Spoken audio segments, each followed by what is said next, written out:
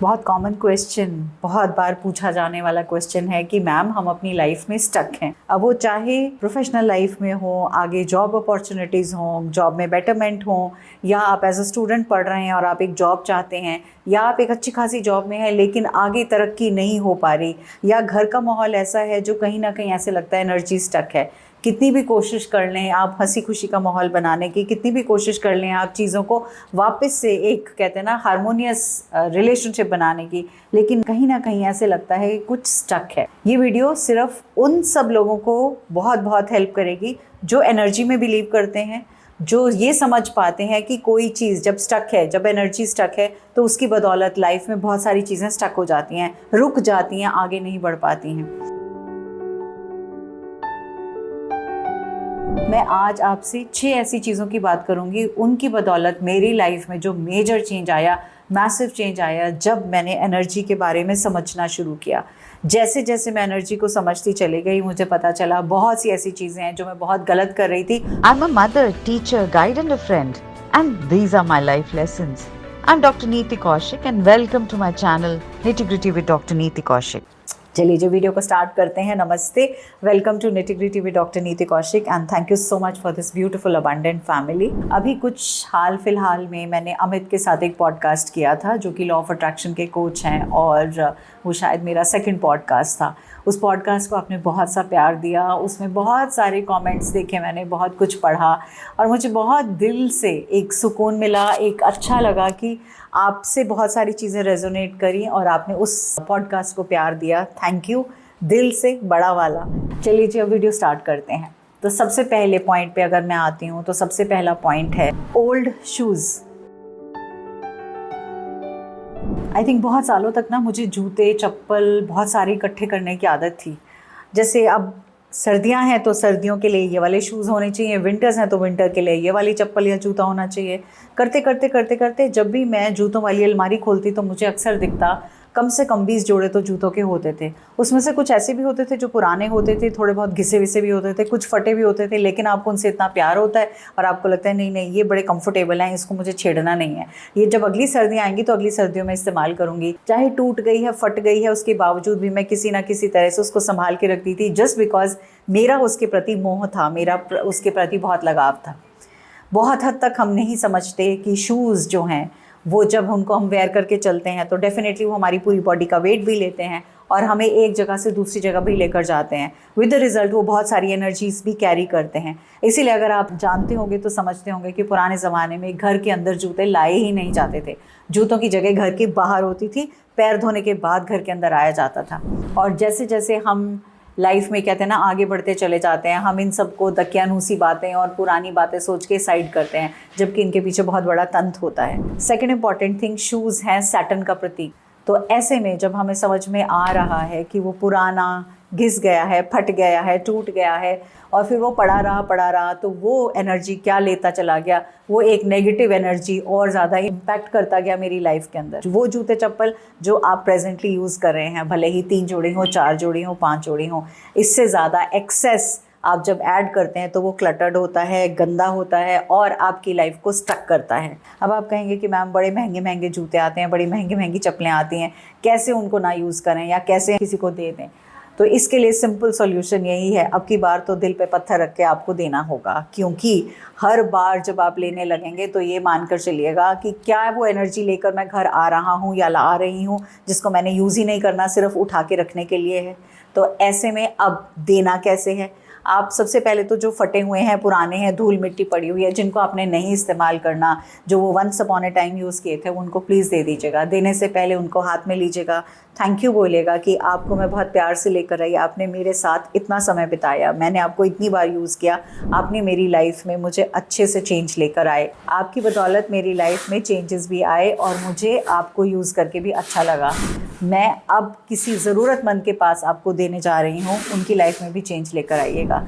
ये कह के आप उन जूतों को, उन चप्पलों को, उन फुटवेयर्स को रवाना करिए। ये सबसे इम्पॉर्टेंट चेंज है और सबसे ज़्यादा ज़रूरी चेंज है एनर्जी को, स्टक एनर्जी को आगे बढ़ाने के लिए।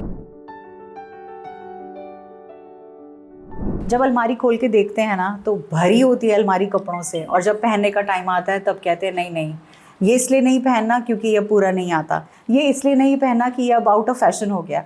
हमारे पास 1001 बहाने होते हैं किसी उस चीज़ को ना पहनने के, उस कपड़े को ना पहनने के, क्योंकि अब हम उसको पहनना नहीं चाहते। जब आप उसको लेकर आए तो उस टाइम कोई रीज़न रहा होगा, आपको खुशी मिलती होगी, आपको अच्छा लगता होगा, आप उसको लेकर आ गए और आपने इस्तेमाल भी किया, यूज़ भी किया, पहना भी बहुत अच्छे से। लेकिन उसके बाद करते करते वो एक तरह से कोने में कहीं पड़ा रहा और वो डेड एनर्जी की तरह पड़ा रहा। अब आपने उसको पहनना इसलिए छोड़ा कि अगर हम एनर्जेटिकली देखें तो आप उस एनर्जी में अब नहीं हैं, आपका एनर्जी चेंज हो चुका है। आप जो अब सोचते हैं वो अलग सोचते हैं, अब आपको शायद वो इतना इम्पॉर्टेंट नहीं लगता। तो फिर उसको वहाँ रखने का क्या फ़ायदा, उस कपड़े को या उस एडिशनल चीज़ों को रखने का क्या फ़ायदा। यहाँ आपके लिए मैं यही सजेशन दूँगी कि आज अलमारी खोलिएगा, उसमें से वो सारे कपड़े जो छोटे हो गए, आउट ऑफ फैशन हो गए, किसी ने दिए थे पर पसंद नहीं हैं, वो सब एनर्जीज़ आपकी लाइफ में डेड एनर्जीज़ का काम कर रही हैं, उनको प्लीज़ वहाँ से निकाल दीजिए और निकालने के बाद उनको किसी ज़रूरतमंद को दे दीजिए, शायद किसी के और काम आ सकें। उसके साथ साथ में देने से पहले वही हमें एक्टिविटी दोबारा दोहरानी है जो जूतों के लिए कहा था मैंने। उन कपड़ों को हाथ में लेना है, पास में रखना है, थैंक यू बोलना है, इसलिए क्योंकि एक समय था, एक टाइम था जब उनकी ज़रूरत थी, वो ज़रूरत उन्होंने आपकी पूरी की है, तो उनको थैंक यू बोल के ये कहना है आपने हमारी लाइफ में जब नीड थी बहुत अच्छे से मुझे सपोर्ट किया, मुझे बहुत अच्छा लगा आपको पहन के, अब थैंक यू मेरी लाइफ में आने के लिए। मैं अब चाहती हूँ कि अब किसी और की लाइफ में जाके इतना ही चेंज आप उनकी लाइफ में लेकर आइए, उनकी लाइफ में हैप्पीनेस लेकर आइए, और ऐसा करके आप वो कपड़े भी देंगे ही देंगे।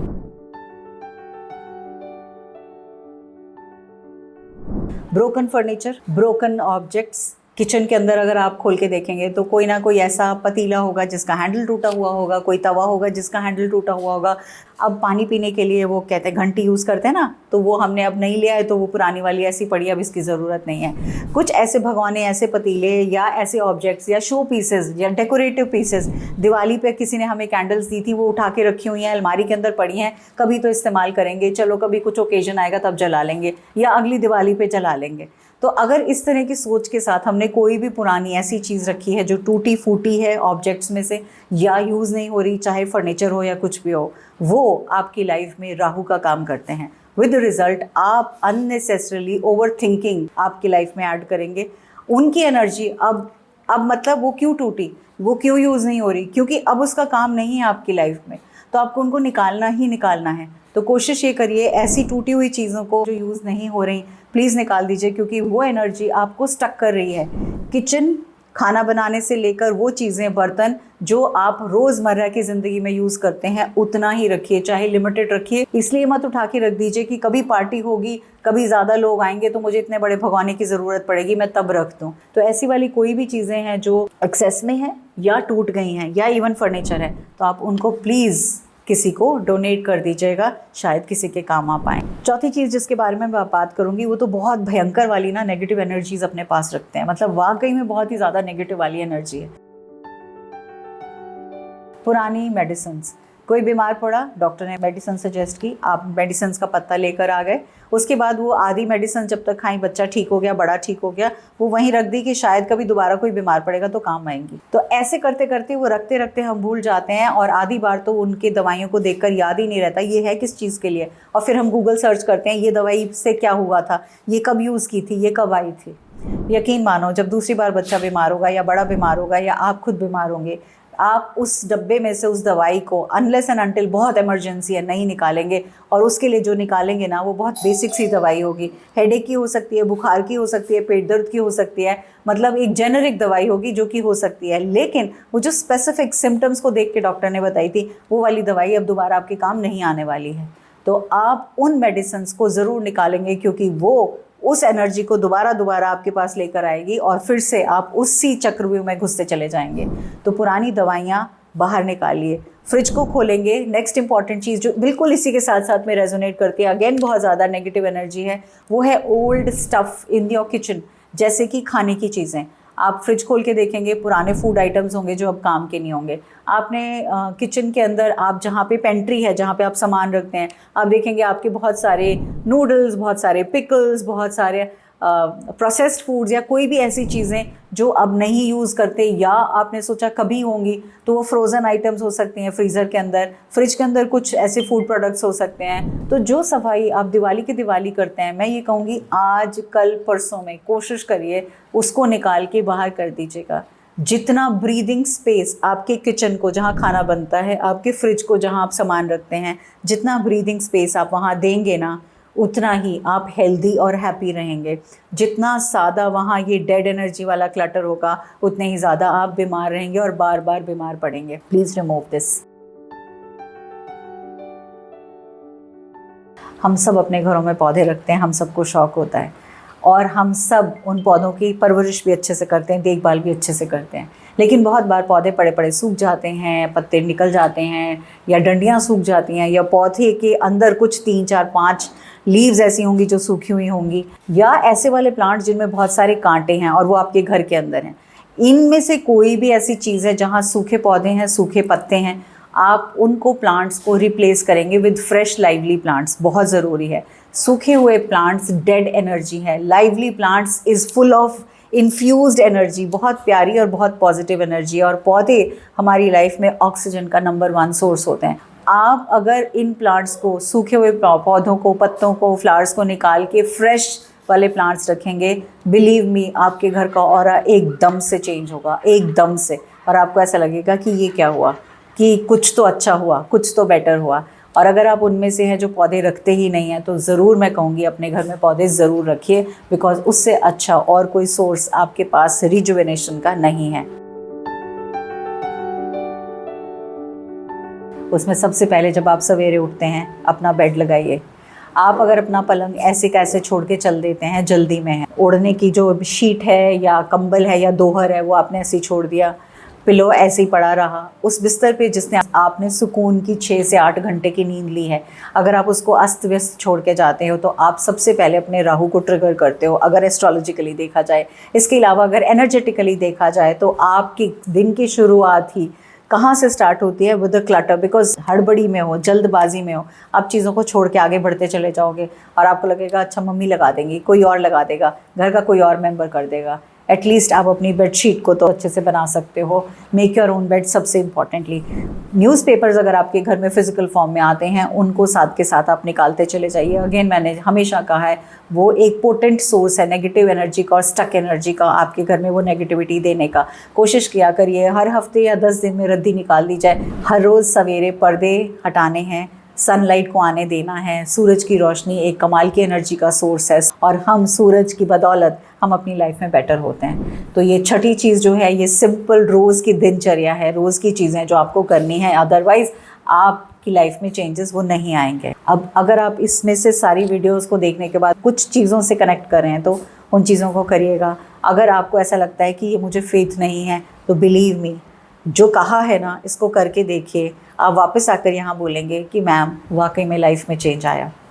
मैंने इनमें से बहुत सी ऐसी चीज़ें जो हटाई हैं और हटाने के बाद इनको रेगुलरली अपनी लाइफ में लेकर आई हूँ, और वहाँ से वो जो cluttered thought, cluttered process, cluttered vision, वो सारी चीज़ें साइड हुई और मुझे बहुत अच्छे से एक्शन ओरिएंटेड, एम प्रॉपर, हर तरह की क्लैरिटी ऑफ थॉट्स और हर तरह से कहते हैं ना एक कंड्यूसिव एनर्जी, उसने आके घर के अंदर, मेरे आसपास माहौल के अंदर और सब लोगों के साथ वहाँ चेंज लाने की बदौलत लाइफ के अंदर मैंने ये पर्सनली हर एक चीज़ को एक्सपीरियंस किया है। और इसीलिए मैं आपसे ये बहुत बहुत इंपॉर्टेंट वीडियो शेयर कर रही हूँ। प्लीज़ शेयर करिएगा हर उसके साथ जिसकी लाइफ में आप चाहते हैं चेंज आए, जो आप चाहते हैं कि अपनी लाइफ में और बेटर हो और एनर्जेटिकली वो एक हायर लेवल पे हो। थैंक यू सो मच इस चैनल को बहुत सा प्यार देने का, बहुत लाइक करने का और मेरे चैनल को सब्सक्राइब करने का। God bless you. I wish you all the very best.